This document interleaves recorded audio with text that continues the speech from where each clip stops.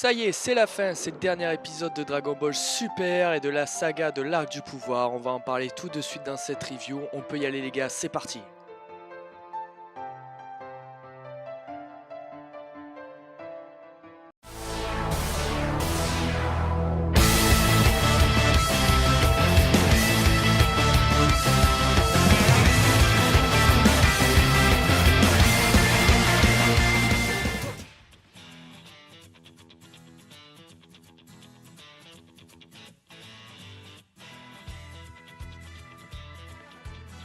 Et bien sûr les amis, on change pas les habitudes, je vous donne l'occasion d'aller vous abonner et de liker la page Dragon Ball Super FR en tout petit pour avoir quand même les actus Dragon Ball Super. Même si la série est finie, il y aura quand même le film en décembre et il y aura les actualités et les meilleurs moments de Dragon Ball Super qui apparaîtront toujours sur cette page par des personnes qui s'en occupent très bien. Je vous remercie toujours. Bon, au niveau sinon de cet épisode 131, j'ai quand même été très étonné, très choqué. La Toho Animation m'a proposé un spectacle, je m'y attendais pas, j'ai évité pendant plusieurs jours, même plusieurs semaines avec tous ces marathons, ces histoires, je sais pas quoi, la fin de Dragon Ball Super, j'ai évité tous les spoilers, ça a été d'une difficulté, vous imaginez même pas. Il y en a de partout, il y en a sur Facebook, il y en a dans tous les articles, il y en a de partout, même dans les commentaires, ça a été très dur pour moi de les éviter. Et franchement, je me dis que même avec tout ce que j'ai pu lire malencontreusement contre mon gré, eh ben c'est pas la fin à laquelle je m'attendais et au final je suis plutôt ravi. On reprend donc sur l'épisode 130 avec le sauvetage in extremis de l'irréductible Tonton Freezer qui sauve Son Goku qui était prédestiné à sortir de l'arène et fidèle à lui-même de profiter de l'affaiblissement important de Jiren pour gagner et par la même occasion faire gagner l'univers 7.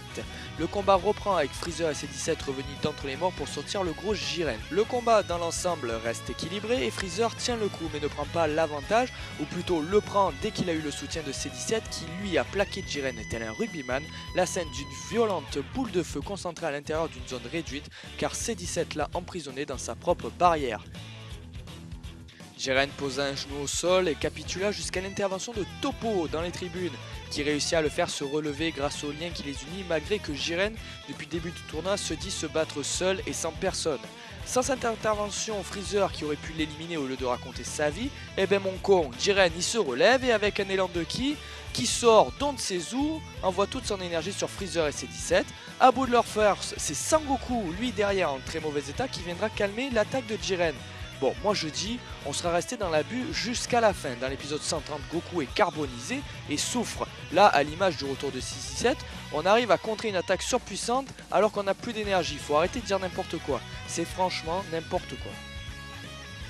Bon, même si moi je trouve que c'est un peu abusé, Jiren lui est ravi de la réapparition de Sangoku.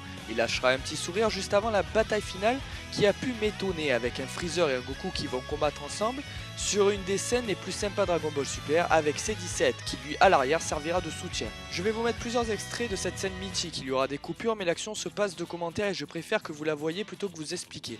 On va y aller, juste avant ça je suis obligé de faire comme ça tout simplement parce que j'ai pas envie de me faire supprimer la vidéo après. Je m'amuse pas à faire des montages pour me faire supprimer la vidéo.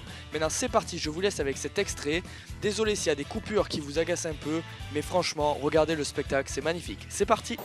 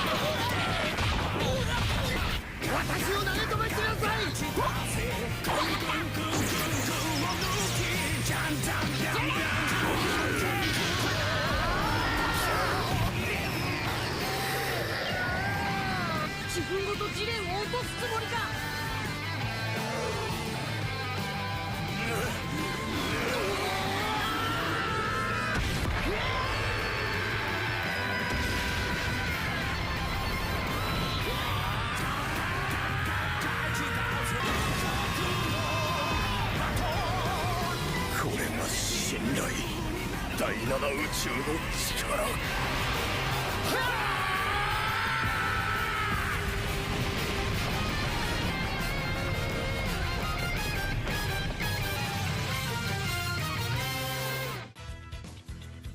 Bon, je sais pas vous, mais moi je me lasse pas. À force de voir cette scène, j'en peux plus. Franchement, je me régale à voir cette scène des milliers de fois. Bon, sinon, pour repartir, donc, c'est la fin du tournoi du pouvoir. Jiren est donc éliminé.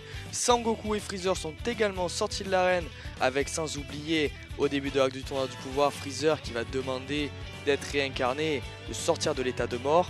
C17 va donc faire un vœu devant le dragon sacré des Super Dragon Ball, devant l'œil de Zen-Osama et du grand prêtre. Va faire le vœu donc, même si lui voulait à la base faire partir sa famille, faire le tour du monde, il va quand même être raisonnable et faire le vœu de faire revivre tous les univers qui ont été effacés jusqu'à présent. Beerus, pour remercier Freezer de l'avoir aidé et d'avoir aidé l'univers 7 à gagner dans ce tournoi, va le faire sortir de l'état de mort et réincarner par Whis, Freezer, qui lui voulait à la base être incarné par Sangoku, mais qui est un mal pour un bien, sera réincarné finalement. De toute façon, on sait très bien que le film portera sur les origines de Freezer et des Saiyans, je pense, donc à partir de là, il fallait bien que Freezer soit réincarné. D'ailleurs, on peut voir à la fin de la série qui rejoint son armée et qui va sûrement revenir combattre Sangoku. Je sais pas trop comment ils vont présenter ça, vu qu'avec la résurrection de F, juste avant celle, il y a eu beaucoup de combats entre Sangoku et Freezer, donc je sais pas trop comment ça va se présenter, mais j'attends vraiment de voir, j'attends vraiment début décembre pour voir ce qui va se passer. En tout cas, on a appris aussi que le grand prêtre et Zeno, si le vœu aurait été égoïste, l'univers qui aurait souhaité ça aurait été également effacé. Donc dans tous les cas, il y aurait eu une résurrection de tous les univers, sans aucun problème. On ne serait pas arrivé avec un Jiren surpuissant ou un Freezer qui domine tout le monde. C'était impossible. Donc après, moi je m'attendais pas non plus à une fin dramatique ou quoi, vu que ça reste la tour animation et c'est quand même à la base pour les enfants, si ce n'est pour les grands fans comme moi ou même le chef ou Roshi. Il y en a plein des youtubeurs qui sont vraiment fans. Après il y a plein de gens qui font pas de vidéos qui sont fans aussi, mais en tout cas on a été quand même surpris, je pense, en tout cas pour moi, à la fin de Stark, pour avoir une belle fin. On a été déçus quand même en grande partie sur Stark, mais il y a quand même des très bons moments à garder et c'est vraiment très sympa. En tout cas, pour moi, mon avis sur cet épisode et sur la saga, sur la série, est terminé. S'il y a des questions que vous vous posez ou des sujets que vous voulez que je fasse en vidéo, je les ferai, mais sinon ça sera un retour en décembre pour le film de Dragon Ball Super où je ferai sûrement une grande review, où je la ferai en plusieurs parties s'il y a beaucoup de points à vérifier. Mais sinon, ça sera qu'à partir de là. Pour l'instant, je reste sur Twitch sur les jeux comme Fortnite. Je reste sur les jeux vidéo pour l'instant et en direct sur Twitch, les gars, sur la chaîne Spydoxy. N'hésitez pas à venir me voir, à venir follow sur la chaîne Twitter, sur la chaîne Instagram où il y a des extraits assez régulièrement. Continuez à me voir sur ces lives. Sinon, je mettrai toujours des extraits de Fortnite et les Battle Pass toutes les semaines sur YouTube. Mais pour Dragon Ball, ça reste terminé pour l'instant, sauf si vous me motivez, que vous me dites que vous voulez un sujet exceptionnel. Voilà, maintenant je vous remercie les gars de m'avoir suivi sur les dernières reviews. J'ai commencé assez tard les reviews de Dragon Ball Super. J'espère que ça vous plaît à ceux qui regardent et je vous remercie énormément. En tout cas sur Twitch, vous me l'avez dit, je le sais, merci beaucoup. Et puis je vous dis à la prochaine les gars, n'hésitez surtout pas à venir. Et puis, ciao!